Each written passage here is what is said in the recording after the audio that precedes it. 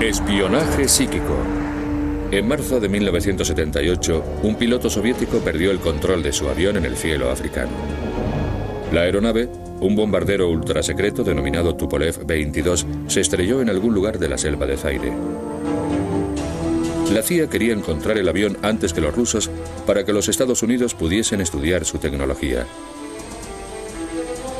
Fracasados los intentos de los satélites espías y los agentes de campo, la agencia recurrió a una unidad gubernamental altamente clasificada de espías videntes por si ellos podían ayudar a localizar el avión desaparecido. La idea de utilizar lo paranormal en el espionaje no fue bien acogida de forma inmediata.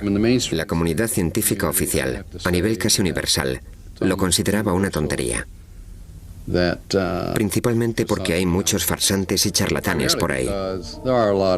Cuando empezamos a proporcionar resultados, la gente pensó que nos estaban engañando o que los experimentos no eran fiables. Aún así, el gobierno de los Estados Unidos había estado adiestrando y utilizando videntes como espías desde el comienzo de la Guerra Fría. A principios de los años 30, un psicólogo de la Universidad de Duke acuñó el término percepción extrasensorial, PES. El término utilizado actualmente es el de visión remota. La visión remota es la capacidad de captar lo que se halla oculto a los 5 sentidos, que puede encontrarse en la habitación contigua o al otro lado del mundo. En abril de 1953, Allen Dulles, director de la CIA durante la presidencia de Dwight D. Eisenhower, creó un programa secreto para crear armas de guerra psicológica tales como el control mental y la hipnosis. El origen del interés de los gobiernos estadounidenses por los fenómenos psíquicos se sitúa aparentemente en los años 50, en un proyecto denominado MK Ultra. En los primeros tiempos del MK Ultra, el espionaje psíquico era esencialmente teórico. En 1972, esta tranquila barriada situada al sur de San Francisco se convirtió en la cuna de una de las operaciones secretas más polémicas de la CIA. Durante más de 20 años, videntes civiles y militares fueron reclutados en todo el país para su adiestramiento en el SRI, el Instituto de Investigaciones de Stanford, situado en Palo Alto, California. Era la instalación más importante de espionaje psíquico de los Estados Unidos. El SRI fue creado en 1946 y había sido siempre un gabinete estratégico financiado en gran medida por contratos militares.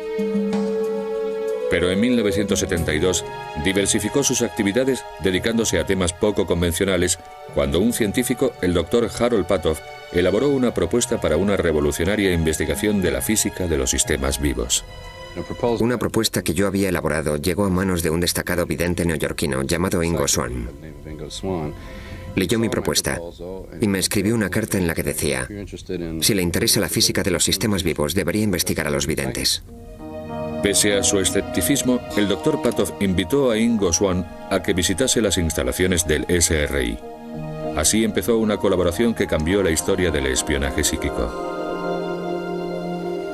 Ingo Swann es un artista, antiguo empleado de Naciones Unidas, que sirvió en el ejército en Corea. Un individuo con mucho talento. Pero además de todo lo anterior, posee también capacidades extrasensoriales. El SRI desarrolló una serie de pruebas para determinar si los presuntos poderes psíquicos de Swann eran reales.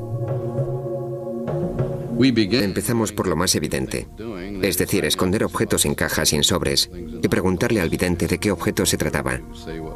En esa época trabajábamos principalmente con Ingo Swann. Un día llegó y me dijo: ¿sabe? Esto es trivial. ¿Quiere saber lo que hay en la caja? Pues ábrala. Yo pude ver cualquier lugar del planeta. Por supuesto, nos pareció totalmente ridículo. Ridículo o no, Swann lo consiguió. Animado por los resultados positivos, el Dr. Patoff informó de sus hallazgos iniciales a sus colegas. El informe llegó a estamentos de la CIA. Acabó en el cariñosamente conocido como despacho raro de la CIA. Esa gente lo leyó y pensó: vaya, esto es justo lo que necesitamos. Unas semanas después se presentaron representantes de la CIA diciendo que habían visto el informe. Y en ese momento estaban preocupados porque habían recibido información de que los soviéticos estaban gastando cantidades ingentes de dinero en la investigación de la denominada PES. La CIA estaba metida en muchos terrenos y algunos no eran posiblemente muy seguros. Todo eso empezó a salir en los periódicos. La agencia se vio presionada para ceder su control directo sobre las operaciones de espionaje psíquico. Con el Congreso y la prensa investigando a la CIA, su director William Colby no tuvo más remedio que hacer limpieza. Ordenó a todos los que participaban en proyectos extraños que se librasen de todo lo que pudiera resultar polémico, raro o especial. Por supuesto, la visión remota entra de lleno en esas categorías, así que la CIA tuvo que descartar el proyecto. Sin embargo, ahí no acabó el apoyo gubernamental a la visión remota. A finales de 1975, el programa pasó a manos de una poco conocida pero poderosa rama del estamento militar denominada DIA, Agencia de Inteligencia para la Defensa. La DIA creó una nueva unidad de espionaje psíquico en Fort Meade, Maryland. Durante los 20 años siguientes, la DIA utilizó varios nombres en clave, incluyendo Grill Flame, Sam Strick y Scanate.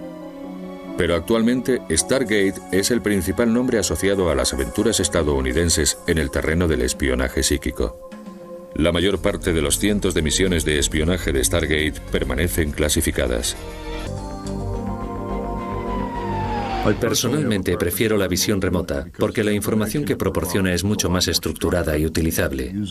Pero hay otras técnicas y otros métodos igualmente valiosos. Probablemente el segundo en utilización sea la radiestesia. La radiestesia es el antiguo arte de utilizar una vara para localizar agua. Utilizada por un vidente, la vara era sujetada por ambos extremos y cuando se encontraba agua temblaba y empezaba a apuntar hacia el suelo. En el terreno del espionaje, los psíquicos utilizaban otro tipo de herramienta para localizar objetivos en todo el mundo. El vidente sostiene el cordel sobre el mapa y se concentra en el objeto determinado. Una vez localizado, la herramienta divinatoria oscila hacia las coordenadas del objetivo.